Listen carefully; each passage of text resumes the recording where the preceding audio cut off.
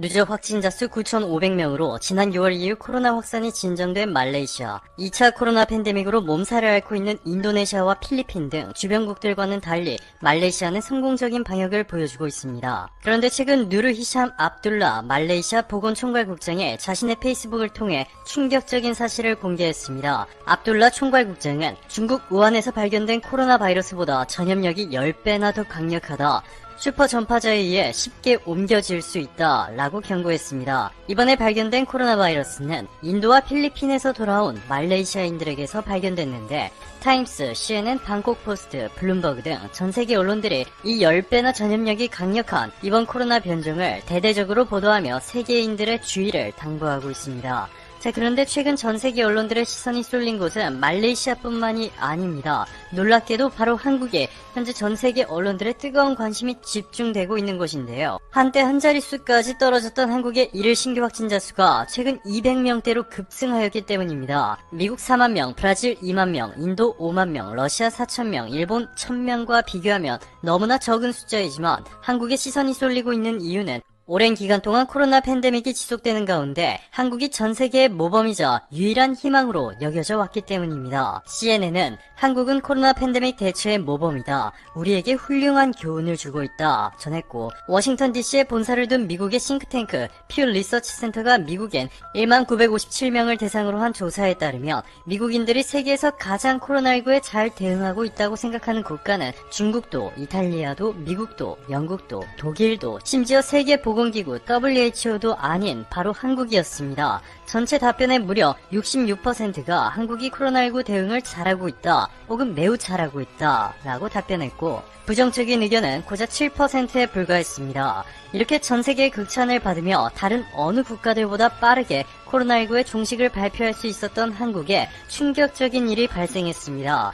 서울 성북구에 있는 한 교회 담임 목사가 코로나 바이러스 양성 판정을 받았는데요. 정부는 해당 교회의 전 목사가 자가격리 조치를 위반하고 광복절 집회에 참석한 것은 물론이고 교회 관련 조사 대상 명단을 누락, 은폐해 제출하기까지 하는 등 역학조사를 방해하는 혐의가 있음을 밝혔습니다. 코로나19가 대한민국 역사상 가장 심각한 바이러스 확산을 초래해 상상을 초월하는 인적, 경제적 피해를 야기하고 있는 만큼 엄벌에 처해지고 있는데요. 지난 4월 감염 예방법을 위반한 자는 기존 300만원 이하의 벌금에서 1년 이하의 징역 또는 1000만원 이하의 벌금으로 처벌 수준이 대폭 강화됐습니다.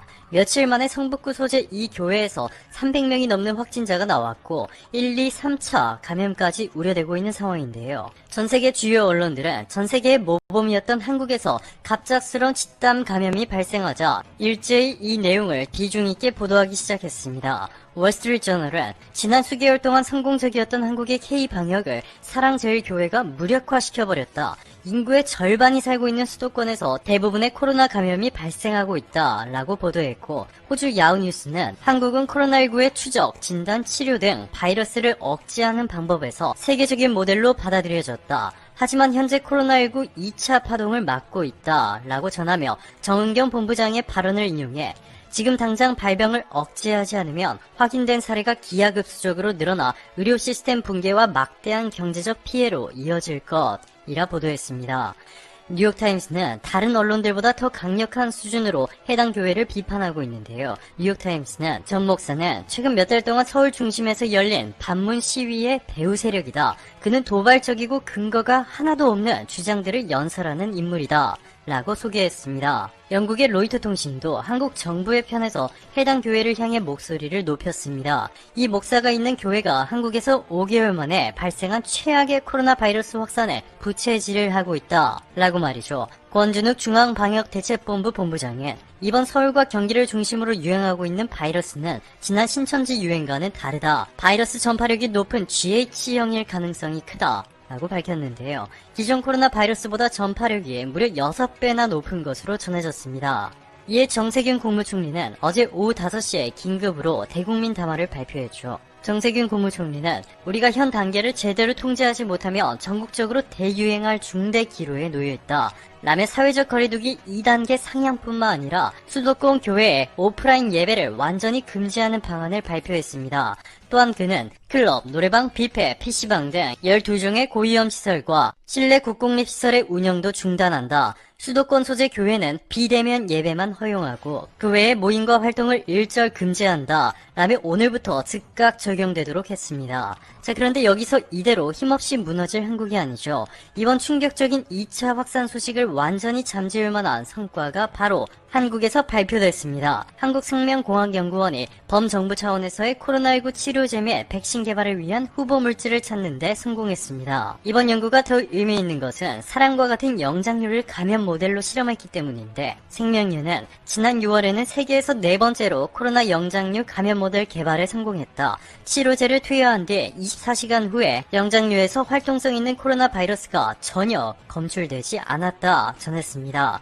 이뿐만이 아니죠. 최근 한국의 카이스트가 개발한 2가지 기술에 전 세계적인 관심이 폭발하고 있는데요. 첫 번째가 바로 기침인식 카메라입니다. 카이스트 기계공학과 박용화 교수 연구팀이 최근 개발에 성공한 이 카메라는 기침 소리를 실시간으로 인식하는 딥러닝 기반의 기침 인식 모델입니다. 기침하는 사람의 위치와 횟수까지 실시간으로 추적하고 기록이 가능한 실시간 기침 인식 카메라인 것이죠. 신기한 것은 여러 잡음이 섞인 환경에서도 기침 소리와 그 이외의 소리를 정확하게 구분해냈다는 것인데, 병원과 같은 많은 사람이 밀집된 밀폐된 공간에서 코로나 확산 방지에 엄청난 역할을 할 것으로 기대되고 있습니다. 그리고 두 번째가 바로 한동수 카이스트 전산학부 교수연구팀이 만든 코로나19 확산 방지 시스템 스마트폰 애플리케이션입니다. 스마트폰에 탑재된 GPS와 와이파이, 블루투스 등을 이용해 분 단위로 사용자 정보 및 사용자의 동선을 추적하는 기술인데, 물론 보안 시스템이 함께 탑재되어 외부의 개인정보가 유출되는 것을 철저히 방지하며 코로나19 잠복기인 2주가 지나면 이 애플리케이션이 자동으로 수집된 정보를 폐기해 사생활 침해 우려를 깔끔하게 없앴습니다.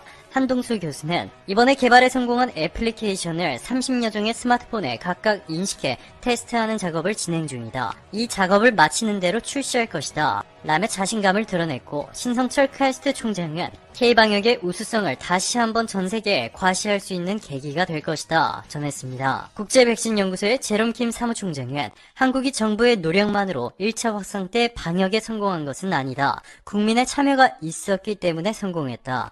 이르면 올해 11월에서 12월 내년 초부터 수천만 개의 백신이 세상에 공급될 것이다. 그 전까지는 크고 작은 재확산이 계속해서 일어날 수밖에 없다. 라며 코로나 방역 세계 1위 국가인 한국에서조차 방심할 수 없는 상황임을 경고하고 있는데요. 한국산 진단키트와 K방역이 G7을 포함해 수많은 국가들에서 셀 수 없이 많은 생명을 구한 데 이어서 이제는 백신을 접종받기 전까지 안전하게 지낼 수 있도록 해주는 최첨단 카메라와 애플리케이션까지 세상에 공개되면서 한국의 위상이 얼마나 빠르게 올라가고 있는지 다시 한번 전 세계에 당당히